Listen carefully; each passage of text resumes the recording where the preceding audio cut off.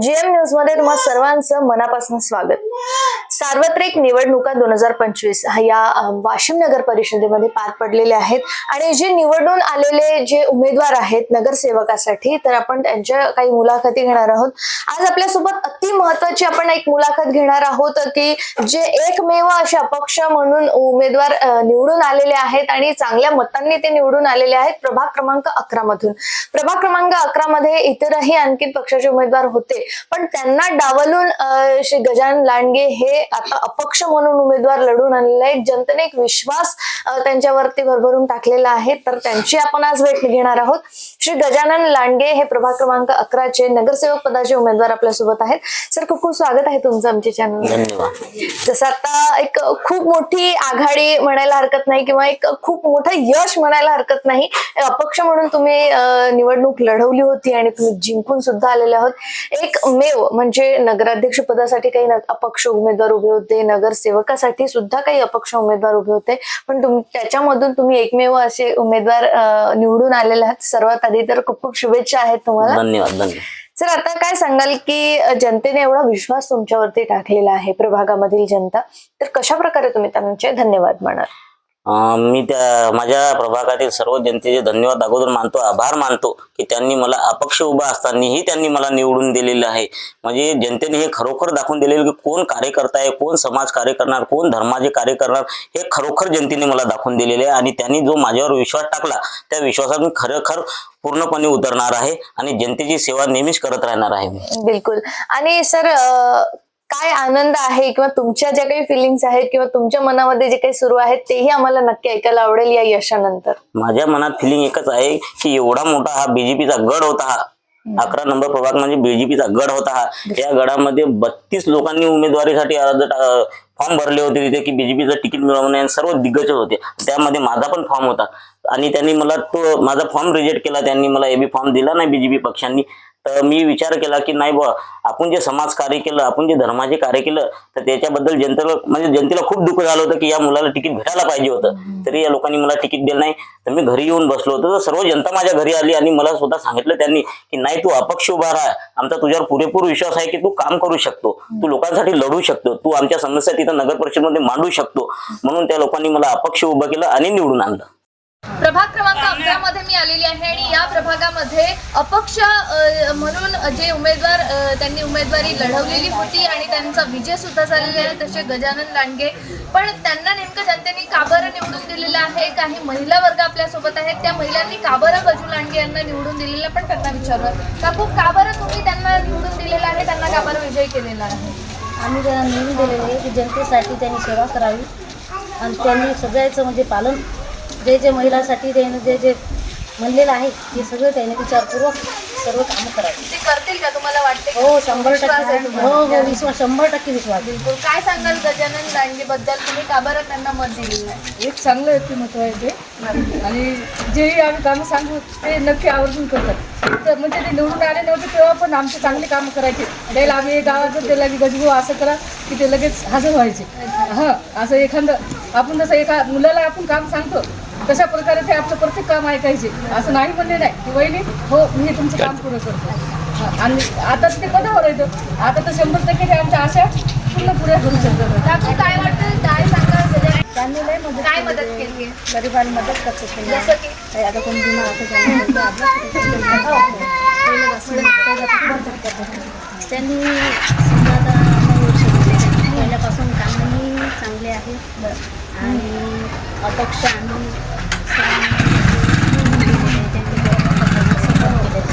सर्व आम्ही आधी का बरं निवडून दिलं तुम्ही गजानन दादाला? गजानन दादा म्हणजे असं आहे व्यक्तिमत्व, इतकं चांगला आमच्या होता, काही जे काम झालं ना पूर्ण कामं करायचं राहते, आधी पण कामं करायचं ना आता पण करायचं। बिलकुल। प्रभागाची कामं करतील असं वाटतं तुम्हाला? नक्कीच।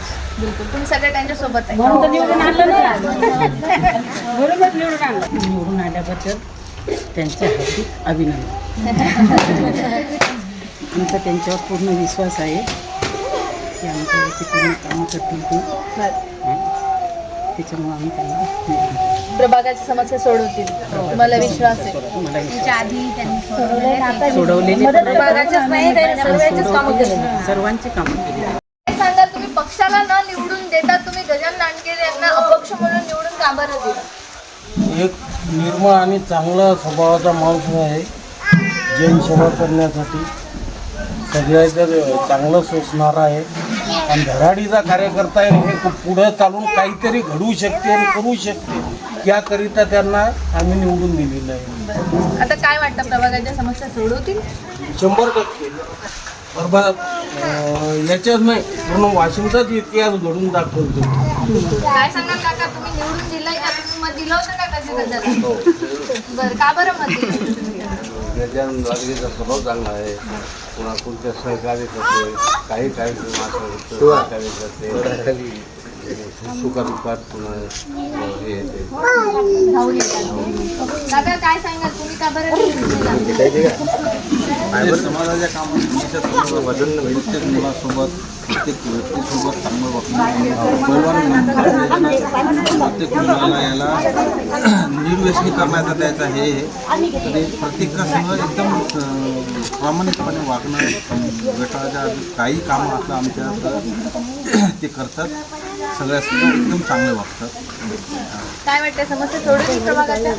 100% समाजकार्यातनी सहभाग असते. गणपती हो, कावड मंडळ हो, व आपल्या धर्माचं काही काम हो, तिच्यातनी त्याचा पुढाकार असतो. काय सांगाल काका, का बरं निवडून दिलंय गणपतीला? त्याचा स्वभाव चांगला आहे, मनमिळावू सुद्धा आहे त्याचा, सगळ्यांनी धरून चालणार आहे. आता इथून पुढे धरून चालतील का? काय वाटतं? 100% मला विश्वास आहे. कारण की मला 100% साथ दिली नाही. त्याची जबाबदारी अजून पैसा लावला नेहमी सोबत असतात. एक उत्पादन घरी 9 वर्षाच्या बाद इलेक्शन लागलेले आहे. वार्डाच्या काही समस्या आहेत, काही रोड नाही झालेले, नाल्या नाही झालेले, आता ते पूर्ण होते. महिलाच्या समस्या सोडवल्या जातील.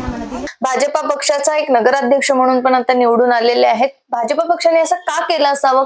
काय वाटतं तुम्हाला तिकीट नाकारण्याचं कारण काय असावं? नाही तेच नाही कळणार मला की वरचं राजकारण, कारण मला राजकारण कळतच नाही ना. त्या लोकांनी मला अगोदर सांगितलं की तुला बीजेपीचं तिकीट मिळणार आहे, तुमचा समाज खूप मोठा आहे, इथं पूर्ण बीजेपीचा गड आहे आणि तू पण खूप चांगले कार्य केलेले आहे. जसे की माझ्या इकडे जे कावड निघते, कावड पण मी काढतो. माझ्याकडे सौतामाई महाराज सप्ताह होते, खूप मोठा 10,000 लोकांचा सप्ताह होतो, त्याच्यातनी पण माझा सहभाग असते. महात्मा फुले जयंती असो, सावित्रीबाई जयंती असो, या कार्यक्रमात म्हणजे मी नेहमी पुढाकार घेतो, सर्व मुलांसोबत राहतो. माझा बजरंगबली हिंदू आखाडा आहे, इथं तो आखाडाही मी चालवतो. म्हणजे त्याच्या 100-200 मुलं आहेत, ते म्हणजे माझे पठ्ठेच आहेत, मी वस्ताद आहे त्यांचा. आणि त्या लोकांनी पण माझ्यावर विश्वास दाखवला, तू उभा राहा, आम्ही तुझे कार्यकर्ते, तुला पक्षाची गरज नाही, तुला कोणी लिडरची गरज नाही, तुला कोणाची सपोर्टची गरज नाही, तुझ्या मागं फक्त जनता राहणार आहे. बिलकुल, म्हणजे त्या नवयुवकांसाठी पण तुम्ही एक सेवा म्हणून किंवा त्यांना एक मोठं करावं यासाठी पण तुम्ही करतायत. सर, आता एक सामाजिक अटॅचमेंट असणं आवश्यकच असतं जेव्हा एक उमेदवार उभा राहतो प्रभागामधून. कोरोना काळ होऊन गेलेला आहे, या कोरोनामध्ये काय तुम्ही केलेलं आहे? कोरोना काळामध्ये मी सर्व लोकांच्या घरी, जेव्हा लोक कोणी बाहेर निघत नव्हते, कोणी सर्वांना अडचणी होत्या, धान्य पुरवणे, समजा जेवणा खावण्याच्या समस्या होत्या, कोणाला मेडिकलच्या समस्या होत्या, त्या लोकांच्या घरापर्यंत जाऊन मी हे काम करून दिले त्या लोकांची सर्व. बरोबर.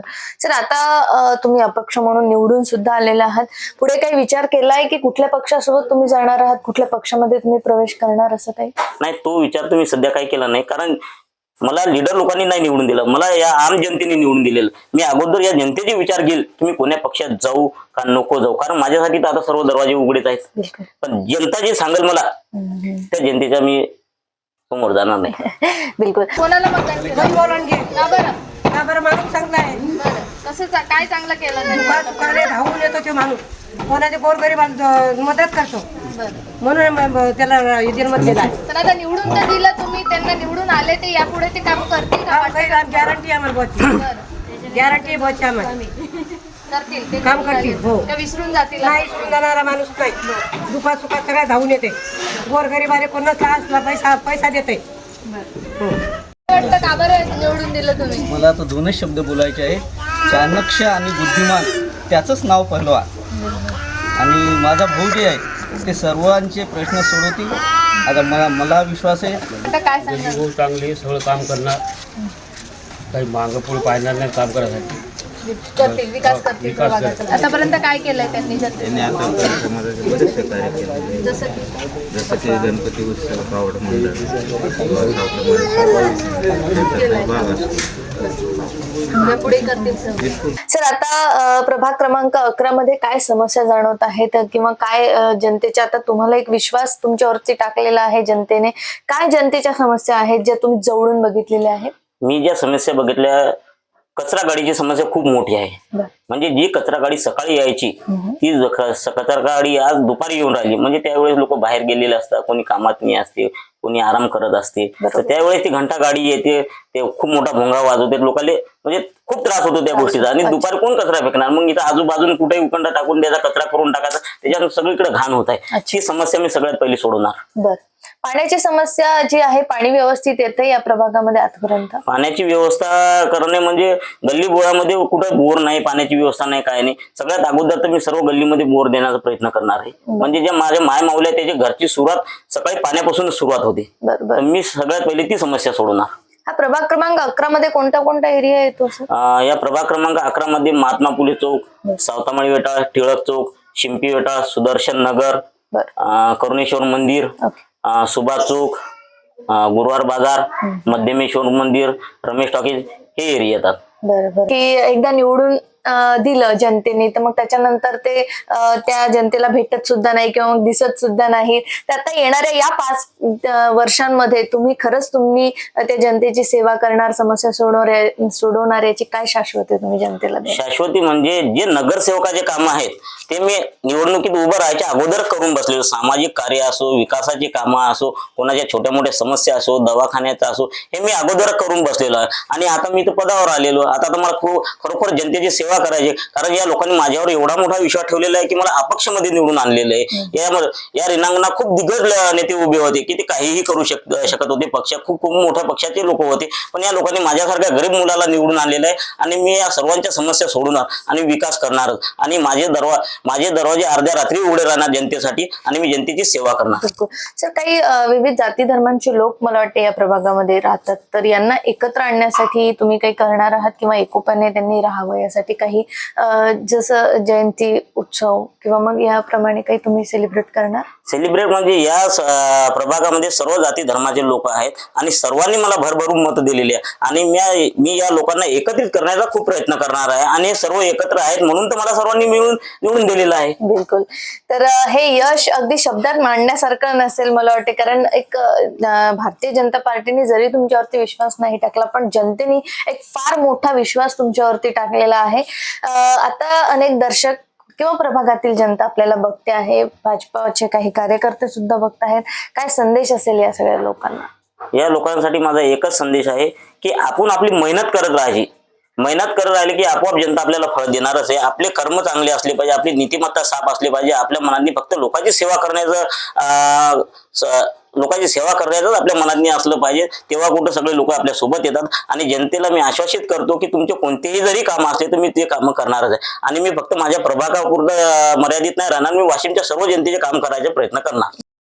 जसं तुम्ही स्वतःला पैलवान म्हणत आहे, आणि पैलवान ची आता नेहमी लोक म्हणतात की पैलवान एक ठस असतो किंवा पैलवानला काही समजत नाही. तर तुम्हाला या सगळ्या राजकारणाच्या या प्रवासामध्ये कशा प्रकारे मेहनत झाली आणि कोणाची मेहनत झाली? मला माझ्या राजकारणाच्या प्रवासामध्ये मला पैलवान म्हणतात, लोक समजतात की ठस लोक आहेत, रांगडे लोक आहेत, यांची घुटण्यातनी असते. फक्त मला जनतेला एकच सांगायचंय, पैलवान ठस असतो, खरी गोष्ट आहे, पण पैलवानानं जी मेहनत केलेली आज माझ्या मागे जे बजरंगबली हिंदू आखाड्याचे पैलवान ते सगळे रांगडे पैलवान आहेत, त्यांना काहीच कळत नाही राजकारणाचं. आणि त्याच लोकांनी मेहनत करून मला निवडून आणलेलं आहे. याच्या मागे कोणता लीडर नाही, काहीच नाही, फक्त माझ्या मागे सगळे पैलवान लोक निघले, रांगडे गडी निघले, आणि त्या लोकांनी मला विजय मिळवून दिलेला आहे. सर, टोटल किती मतांनी तुमची आघाडी राहिलेली आहे आणि किती मतदान तुम्हाला झालेलं आहे? मला टोटल 779 मतदान झालेले आहे आणि 139 मतांनी माझी आघाडी राहिलेली आहे. कारण आम्ही ओपन मधून 8 उमेदवार उभे होते, त्याच्यामध्ये मला 779 मतं पडलेली आहेत आणि 139 मतांनी माझा विजय झाला. बिलकुल. हा विजय नक्कीच खूप संघर्षाचा राहिलेला असेल. काय संघर्ष तुम्हाला करावा लागला किंवा हा सगळा प्रवास कसा राहिला, मला ते जाणून घेण्यामध्ये खूप उत्सुकता आहे. माझा संघर्ष म्हणजे मी 8-9 वर्षापासून कार्यकर्ता म्हणून काम केलेलं आहे. माझं एकच ध्येय होते की एक वेळेस आपल्याला नगर परिषद मध्ये जायचं आहे, जनतेच्या समस्या सोडवायच्या आहे. त्या कारण मी राजकारणात उतरलो होतो, नाही तर राजकारणाशी माझा काही संबंध नव्हता. आणि 2 महिने झाले आज इलेक्शन लागून, निवडणूक लागून 2 महिने झालेले आहे. मी रात्रंदिवस एक केलेले आहे. मी सकाळी 6 वाजता निघायचो, बाहेर लोकांच्या भेटी घ्यायचो, रात्री 3 वाजता घरी जायचो, 2 घंटे झोपायचो आणि परत 6 वाजता निघायचो. असा माझा खूप संघर्ष राहिलेला आहे आणि मला संघर्ष केल्याशिवाय कधीच फळ मिळालेलं नाही. बिलकुल. म्हणून मी त्या गोष्टीत खूप मेहनत करतो. मला 500% मेहनत करण्यात खूप आवडते. म्हणजे मेहनत केलं तरच फळ मिळते, हे माझं ध्येय आहे. पण सर, अनेक जे नवयुवक आहेत, काही वाशिम मधील आहेत, काही बाहेर सुद्धा आपल्याला या व्हिडिओच्या मार्फत बघत आहेत. आजकाल जे नवयुवक आहेत ते खूप आळशी झालेले आहेत किंवा त्यांना संघर्ष करावाच वाटत नाही. तर तुमच्या मते तुम्ही या सगळ्या नवयुवकांना काय संदेश देऊ इच्छिता? मी नवयुवकांना एकच सांगत आहे की तुम्ही हा आळशीपणा सोडून द्या. तुम्ही फक्त मेहनत करत राहा, फळ तुम्हाला नक्कीच मिळणार.